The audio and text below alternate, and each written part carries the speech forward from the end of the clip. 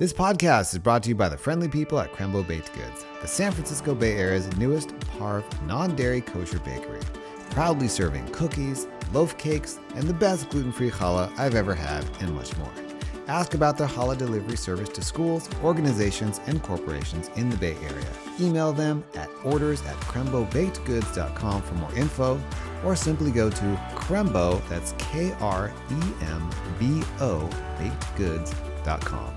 Welcome, ladies and gentlemen, to another episode of the Holy Sparks podcast. Saul K here, super excited and grateful for another quality guest.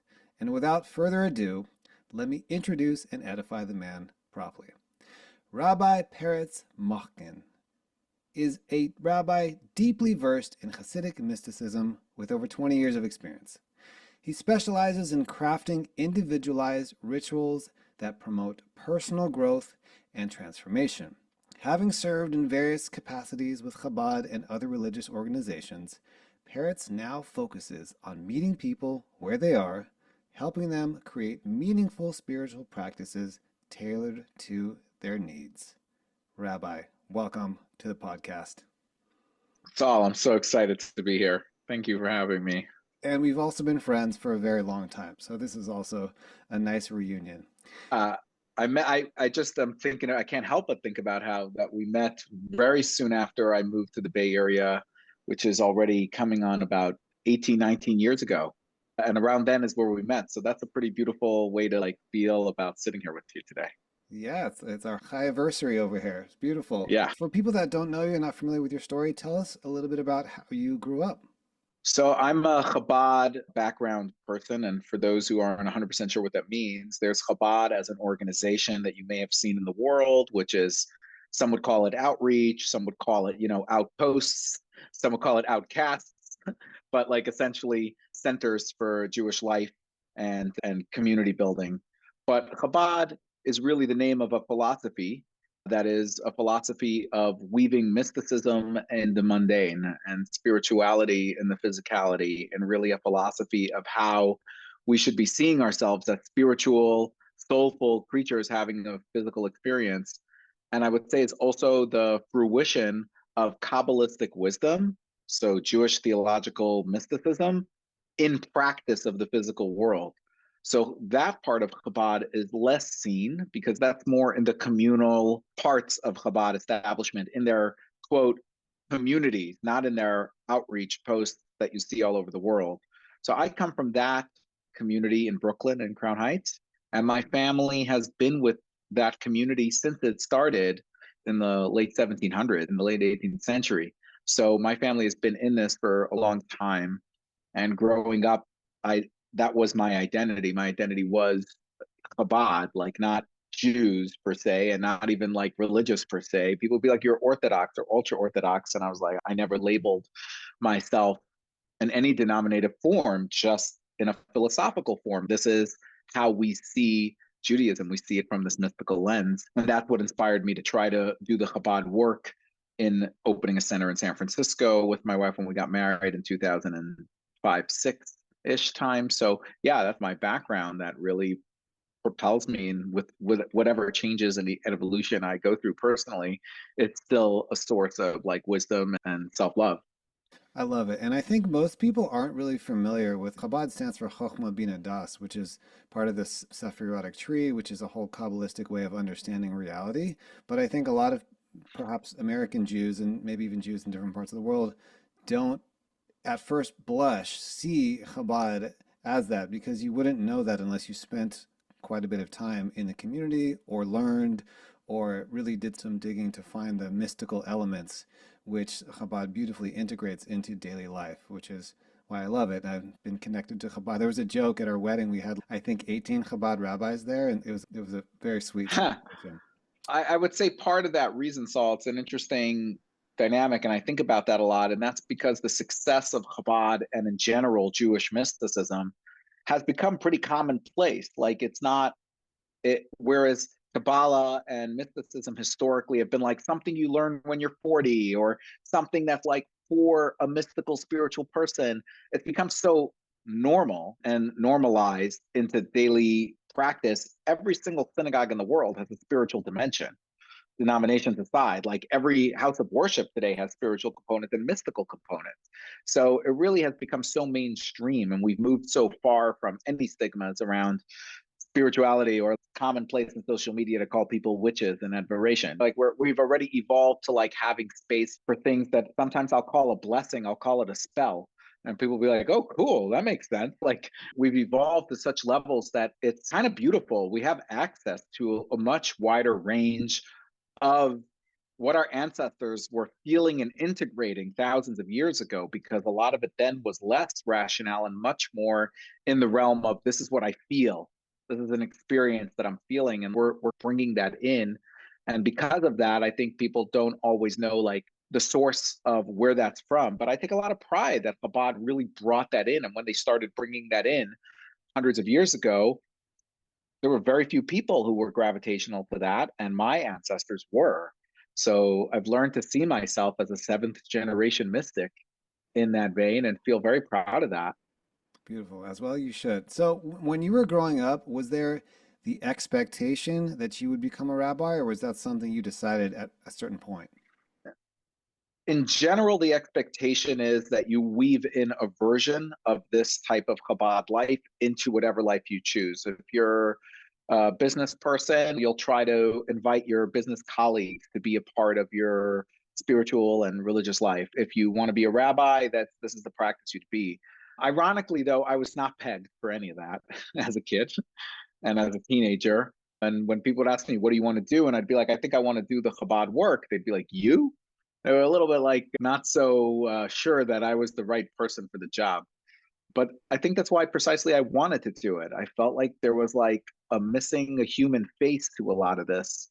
And it was very much a rabbi's thing to do, or you have to be like holy or like some sort of perfection around this. And I didn't like that. I was like, majority of Jews just need a human person with them. They need a friend. They need just like normalcy around this experience, because it's been so not normal. Traumas and Holocausts and backgrounds and traveling, it's not been normal.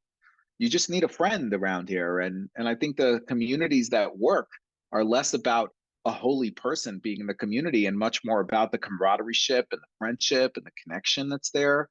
And it's a choice around that. So for me, that's what was really calling as I started meeting people, quote, in the world outside of my community. I just felt a calling to connect with people of my age, like-mindedness, people who shared my worldly interests, and just sharing a version of life where I could learn from them and they could learn from me. The word lamed, to learn, in Hebrew is the same word for limud, to teach, and to learn is the same exact thing. And I was like, that's what I'm really called to, is to be in this reciprocal experience of learning and teaching, and sharing that with others. Even if I just teach someone and they don't teach me anything, how much do I learn if my eyes and heart are open from that person I'm sitting with? Nachon. So that was really my calling.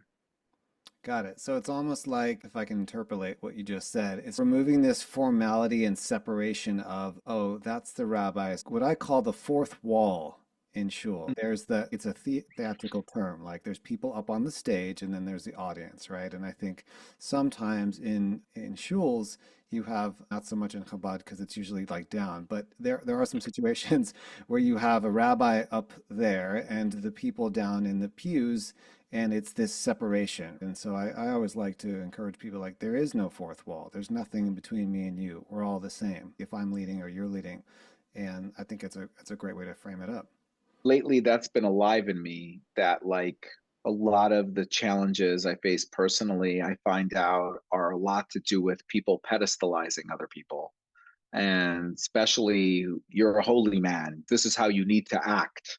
And I'm like, that's what's getting us in trouble over here, that you assume that I'm less human than you and more spirit and holy. If that's what you feel, then it should just direct to your own choices and what you'd like to do in your life. But don't create the separation of me not being human. You're going to be disappointed. You just will. And over the years of my 20 years of doing this, I've disappointed many people. I just have. And not because I'm intentionally rude or not kind, or I think a lot of it has to do with I'm growing and I'm not perfect. I never will be. And I'm going to have my own struggles and my own trauma informed moments. And I'm going to have my own difficulties, of which I heal in context of relationships, right? You don't heal alone. You heal in feedback. You heal in mirroring. You heal in screwing up. But when somebody does not want to see that and they just want to create, like, this person needs to be better. Same for myself. Any of my teachers or rabbis growing up that I were like, they should be better. At some point, they're just going to disappoint me. And in reality, what are they really doing besides just being human and going through their own gauntlet of energy coming at them? And it's a really big part of my journey is like learning that, receiving that, knowing when it's time to be humble and receive the feedback, and learning when it's time to stand up for your human too, and for this experience. I love it. I love it. Okay, so you were living in San Francisco for when we met, and then when did Yep. you move to LA and why? I moved to Venice Beach in 2017. I had been already in San Francisco like close to 12 years. And we really loved living in San Francisco. We had really built a really beautiful community. It took a long time to really find our footing, build our reputation and brand, but we felt really good about it. But in reality, there was a certain challenge we were facing, which was our community had almost no children in the community. And we had quite a brood of our own. At that time, we had 5 kids, all healthy, thank God. And we were feeling that, like, my wife grew up in San Francisco and she was feeling a deep sense of triggering and responses to her kids growing up in the way she grew up, isolated socially and being in that community. And that was happening at the same time that my community was becoming global. It was a very global energy happening. If you could put yourself back pre-COVID, during President Obama's era, there was a very globalistic feeling around technology and growth and life, and polarization in politics, and all these things were happening. And all of a sudden, San Francisco was as transient as ever, where if I had a community of a few hundred people, I really had a few thousand people, because every year half the community would move out. So we had people in Venice Beach, we had people in Paris. I was doing events in Israel, in New York. Wherever I'd go, I could do a pop-up Shabbat dinner with people from my community. And I just thought, hey, if my wife is feeling this and I could give her, and I'm not bound by any, I understand that Chabad may have rules of like where you're allowed to be, or, but they're really arbitrary. I'm a human being. I could be anywhere I want. And if what's best for my wife is to be somewhere where her children could have a life that she wants for them, and I could continue, make my base in SoCal, and I could travel up to NorCal whenever I want, which I did. Till COVID, I traveled up to Northern California once a week. I had tickets on Southwest every single Wednesday, $29 each way.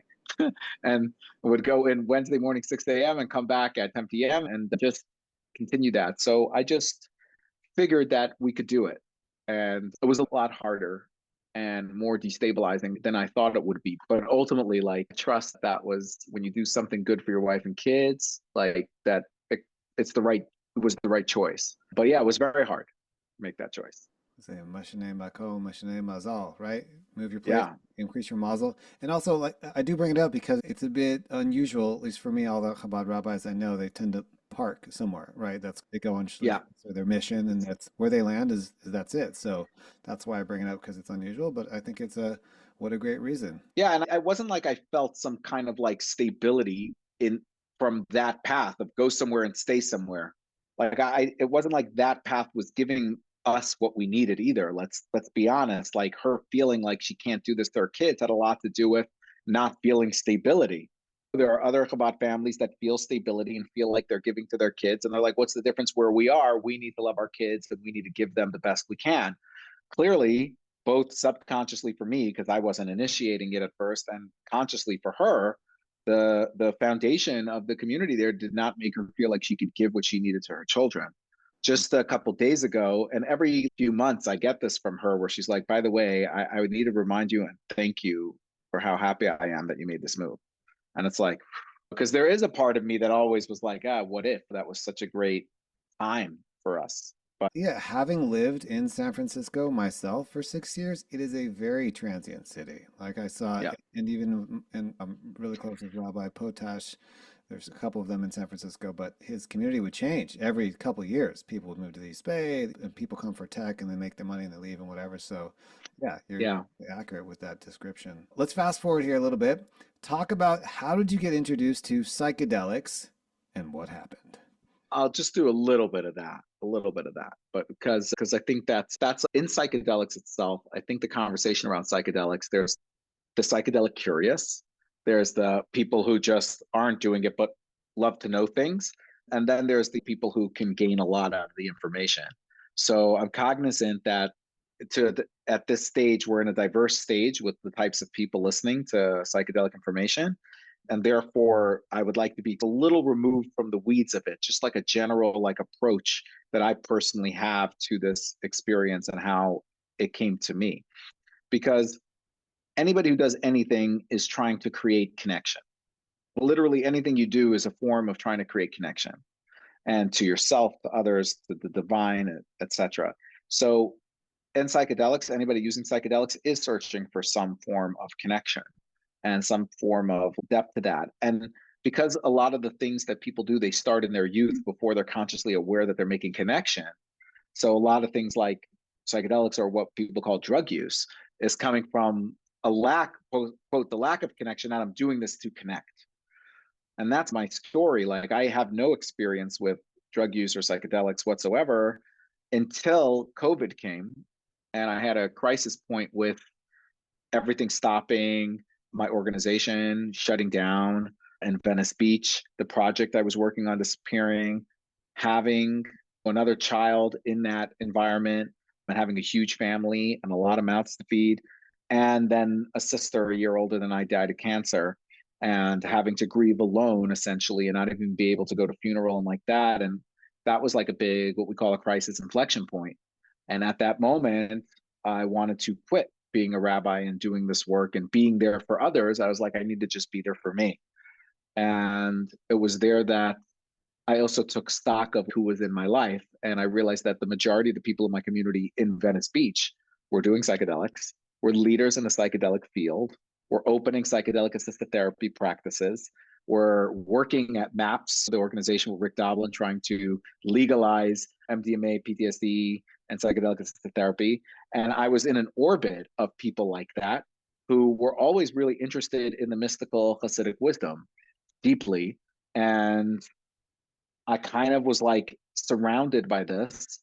And so when it became a point between quitting what I was doing and what I love to do and getting a job and just supporting my family, and realizing that was a disconnection, that I wasn't making a connection. I thought, okay, be humble, get a job, take care of your kids. But actually, that wasn't a connection. That was a retreat from connection, because the connection was being a dad and a husband and a rabbi and a human and an evolving person, unafraid of change. That was my connection.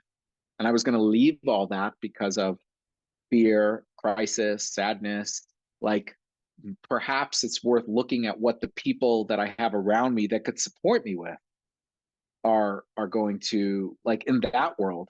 So yeah, so that's what got me like these in 2020 to really take a look. Am I interested in having this type of experience? And also knowing my personality, that I love doing all the research, and just like something Jewish, I read all the books, do all the research, hear all the opinions, go through it, and then channel what is alive in me. Same with this. I was like, I have access to all the information. Like, I'm not just going to watch some YouTube videos. I can go to trainings. I can go to conferences. I can go to experiences and retreats. Like, I have all this with people who love me in a supportive, safe system. Like, maybe I can try this. I did. And I realized that first I would have to spend a solid amount of time on just working on myself and taking care of myself and learning how to first degree understand my emotions in my bodies, and make the first connection I had to make was the self. And that became quite the journey. I heard all that. I always like to acknowledge that I heard everything you just said. So you're saying that really the takeaway from the first experience was you need to continue to take care of yourself, continue to work on yourself, or you were just talking about knowing that leading up to that first experience, or was that confirmation of that? Yeah, I don't think I was fully aware of taking care of myself prior to that. Yeah, I think I was just aware of connection, that idea that it's all about this whole world is about connection. Like love is about connection, existence is about connection. It's everything but isolation. And in my choice to leave what I love, I wasn't going towards connection. I was going towards isolation.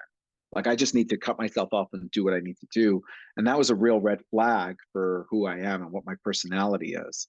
And then, of course, I have my first experience. And in my first experience, it was all about, oh, do you realize that you're 70 pounds overweight and your body's been carrying childhood traumas?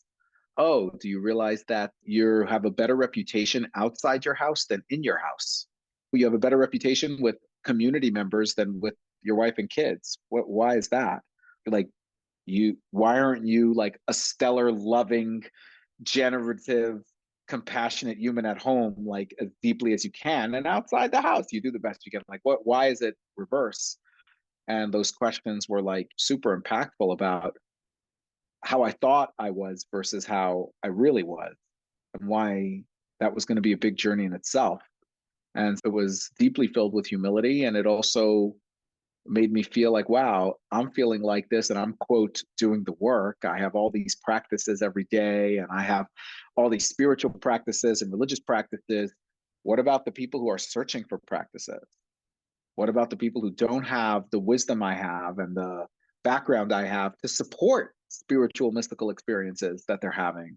Can I lend a hand to that without really thinking more about psychedelics in a broader terms? Just thinking like, how can I lend a hand to that? Who can I be supportive of that? And so that's like how that emerged for me as something more than just an interesting experience, but more like how could I lend who I was in connection to others? I got it. I heard a Torah the other day, a little bit of Torah. The walls inside of a man's home will testify for or against him. And it's just such a Mm, powerful Torah of who we are outside mm, or inside our homes. A couple questions. So, full transparency, in my late teens, early 20s, I did a boatload of psychedelics, like a boatload, a whole lot. Okay.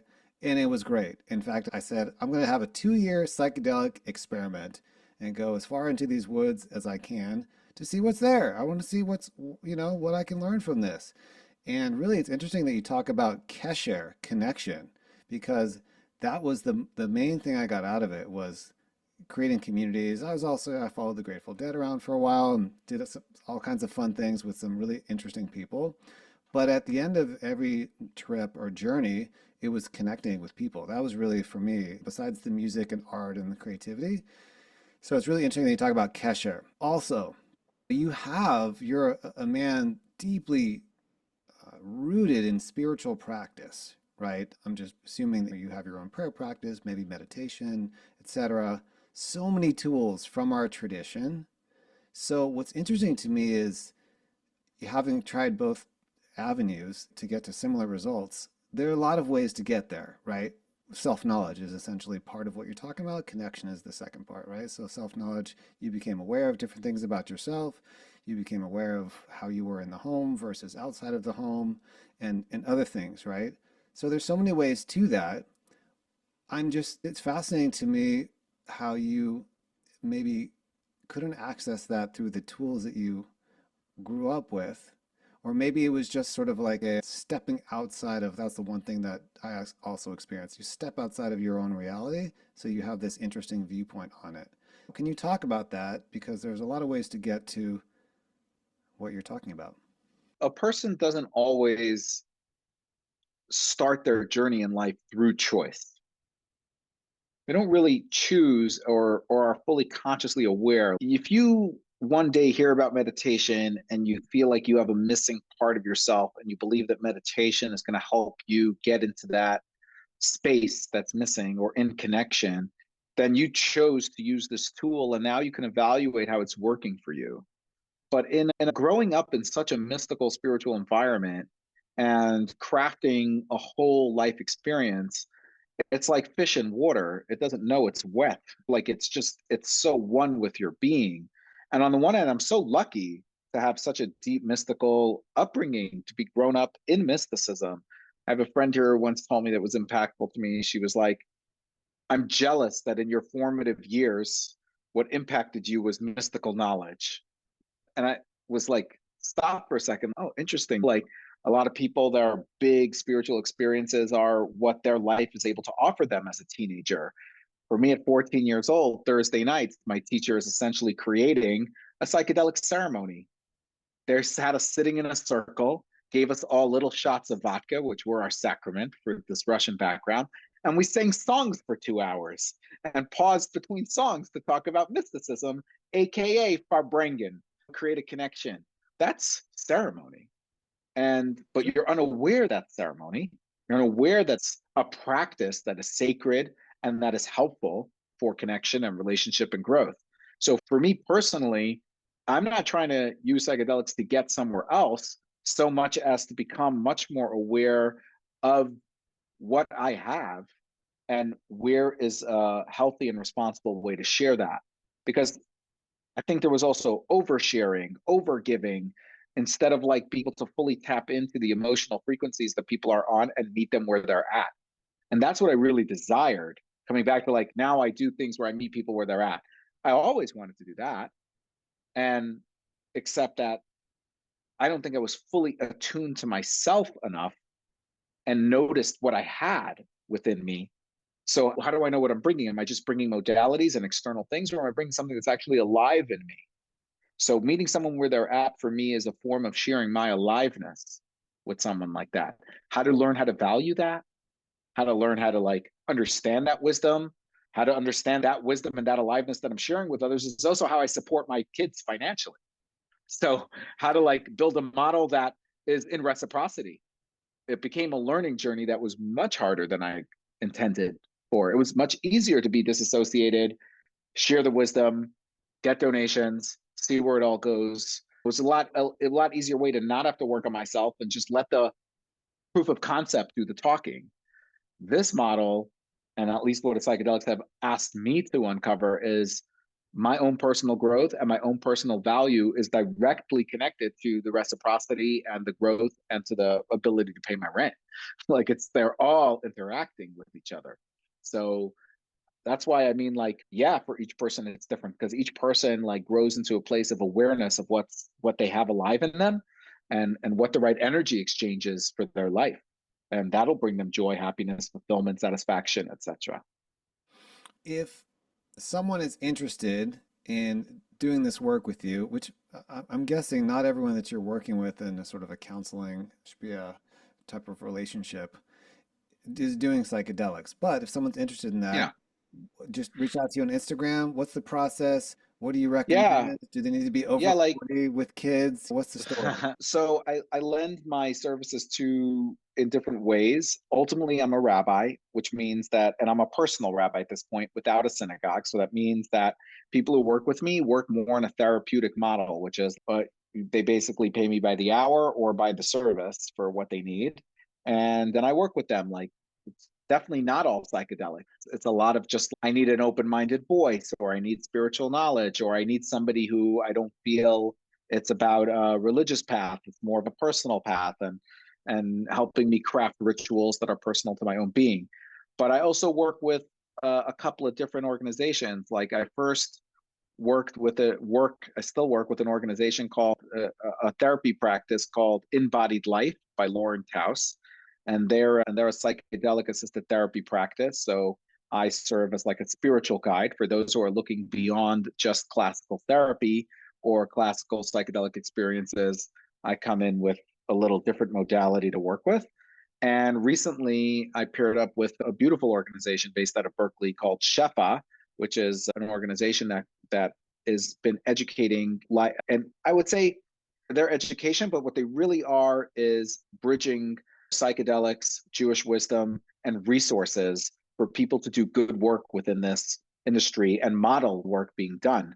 And one of the things that they've evolved into is to create private integration care from their modality and from their integrity. And so, as an organization supporting Jewish psychedelic community, they're now offering that, and they put me on that team of being able to offer people psychedelic integration care. Something I'm So very excited to do. So those are a couple of different ways. And yes, and ultimately people just reach out to me, create a calendar meeting, and we decide if there's a shidduch, if there's a real relationship for us to work with. Great. And so for people that don't understand that terminology, I think you said private integration, self-care. Is that what you just said? Something? Private integration care. Yeah. Yeah. What is that? Because people might not catch that. So integration to me means integrity. So that means every time you have an experience, especially a big one, an impactful one, psychedelic or otherwise, you feel a certain way, and then that feeling's going to subside. So if you're at like this great party and you're having a great time, the next day you may feel elation from that experience, or you may feel a down from that experience. But in order to take the beautiful things that you felt and were impactful for you, you need to integrate them into your life. Literally, that's the integrity of the experience. Otherwise, we're just bypassing moments and maybe not fully honoring the joy or the challenge or the trauma or the euphoria that we're getting to experience. So integration is, I also think, is best through creating practices. If you're feeling depleted, what's it like to find what natural habitat you need to visit regularly? If you're feeling like you want to be happier, what are your happy moments and how do you create a practice so you can get your vibration into that? So integration is the discovery of how to take what was intention about your life and bring it into, streamline it into your being. I love it. That was a great explanation. It's interesting. I just went on a 6-day silent Jewish meditation retreat, and it was the third one that I've done. Very powerful. And I'm finally learning how to integrate. The first one, it's hard to even put words around it, but it's one of those very powerful experiences. But integration is so key because I think there can be a disconnection from reality when you have these huge awakenings or openings or elevated spiritual experiences, and then you don't have a way to, it's like the hero's journey. You have to come back and share the knowledge with the village, but you have to learn how to do that because not everyone's ready to hear it and not everyone understands what you're talking about. So I think it's super important what you're talking about. Anything else you want to say about that? Yeah, I'd say I only teach and share what I model. You know what I mean? One of my big integration experiences for myself was I used to get up in the morning when I start. By the way, I mentioned that I was 70 pounds overweight when I started this 4.5 years ago. I lost all those 70 pounds easily. It wasn't really even a dieting. It was the integration of my experience that was happening. But I was really connected to, I get up in the morning and the first thing I do is go out and do my yoga. I practice like something called like Kabbalah yoga and I go take care of myself. You got to take care of yourself first. And during one of my journeys afterwards, it was like, Peretz, you actually can't work out first thing in the morning. You need to model your meditation. You're meditating and praying after your kids go to school. So they're not seeing you exercise and they're not seeing you in your spiritual practice. So what are they really seeing? The guy hustling them out of the house to school, making sure they finish their breakfast? Is that really what you're modeling to these children? And it was like, ah. And I stopped. I wake up in the morning, I sit down in my living room, and I started meditating and playing my flute and playing my guitar and singing my songs and doing my rituals. And it's really wonderful. Every couple of days, a different child will just sit down next to me and experience it with me. My wife has recently joined me in these experiences, created a morning vibration to my home. And then by the time we get to breakfast and leave the house, after they leave, fine. I have to make time during the day and during my work day to make sure I exercise and take care of myself. That's part of my work day now. Like my wake up in the morning, the self-care is the integration result for me was that my self-care has to align with the spiritual culture of my household. Like I have to first and foremost, as I was talking about earlier, change my reputation at home. That would be like a prime example for me to really understand the way I personally learned to integrate and switch things around and change the way I'm experiencing my life. I think it's great. Got my knee. Same here at my house. I wake up, meditate a half hour, Talis and Tefillin, and it took years for my kids to learn how to either come into the room, sit down. Sometimes they sit on my lap, which is really sweet, but I want them to see that. I Yeah. also need it for myself. It's Yeah. practice too, but later in life, that will ring true for them, and it's beautiful. So thanks for sharing that. Okay, you did mention Shefa briefly. Did you want to talk a little bit more about that organization?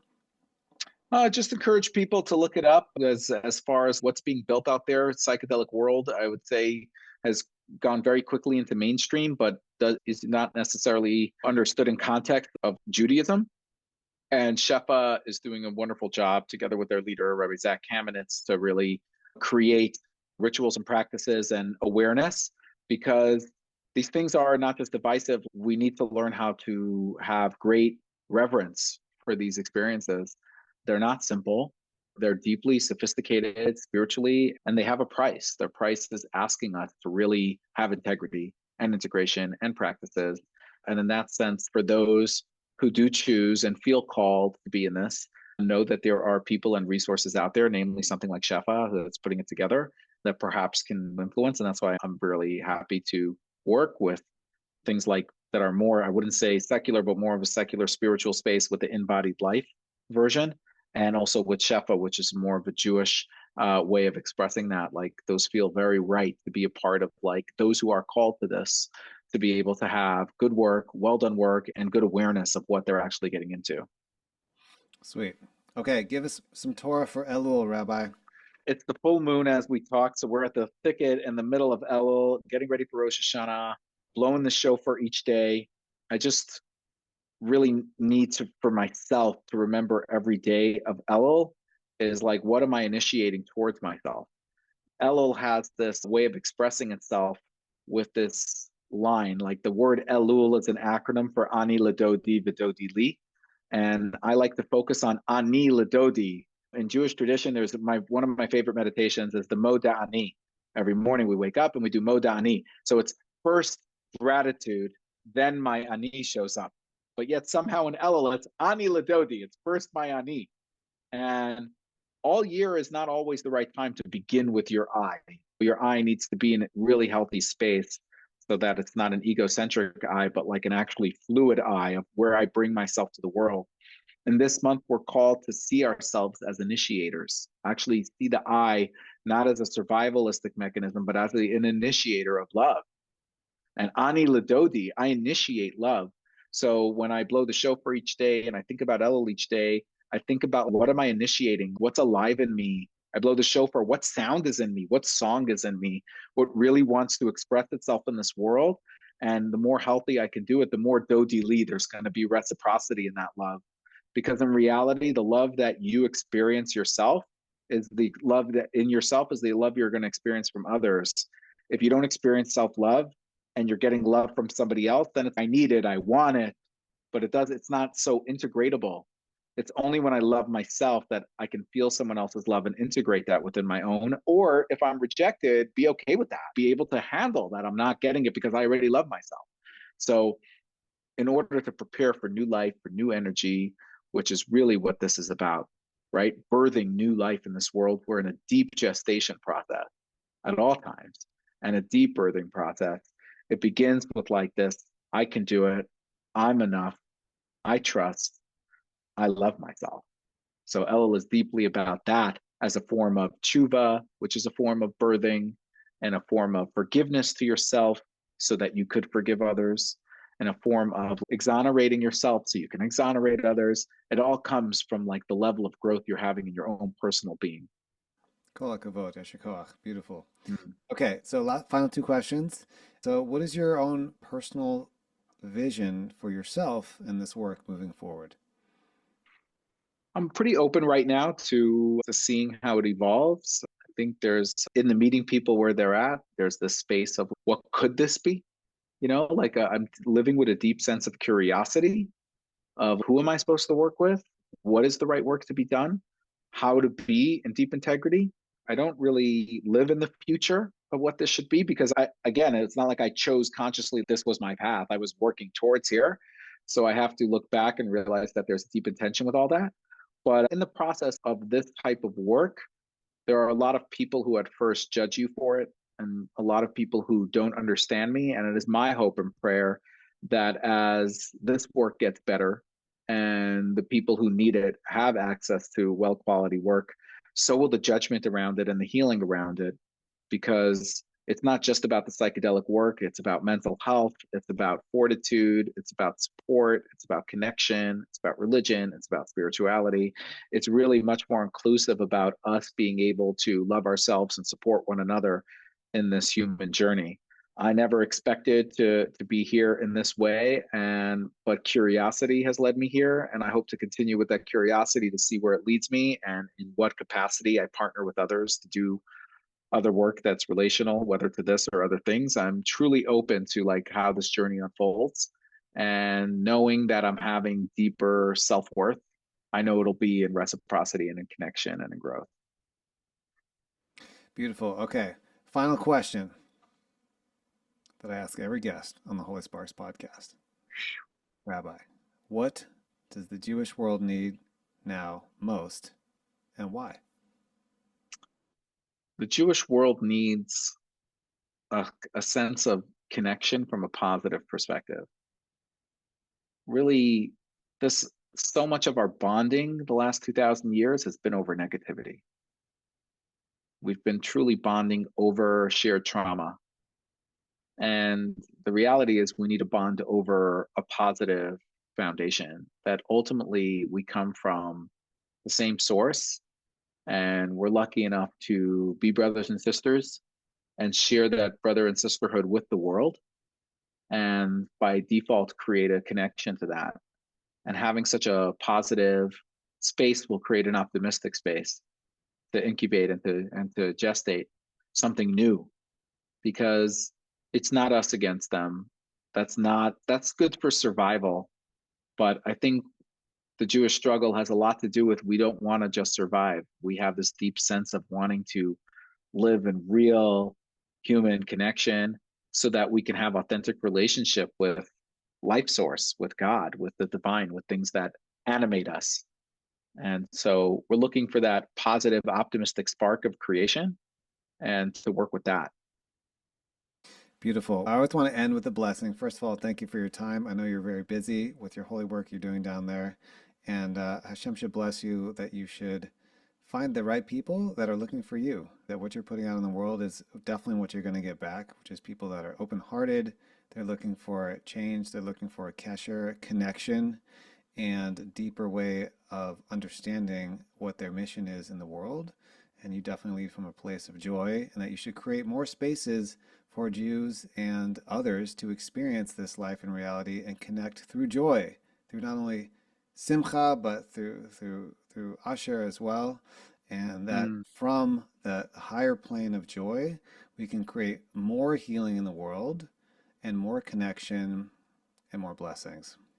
Appreciate your time. May I send that message and blessing to you, and may you feel that in your home with your partner and with your children and with your rituals, you feel that deep connection that, and that this year, none of it should feel ever stale, but just in deep reciprocity and loving and growth-filled experiences for you. Oh man, thank you so much. And we'll see you on the next episode.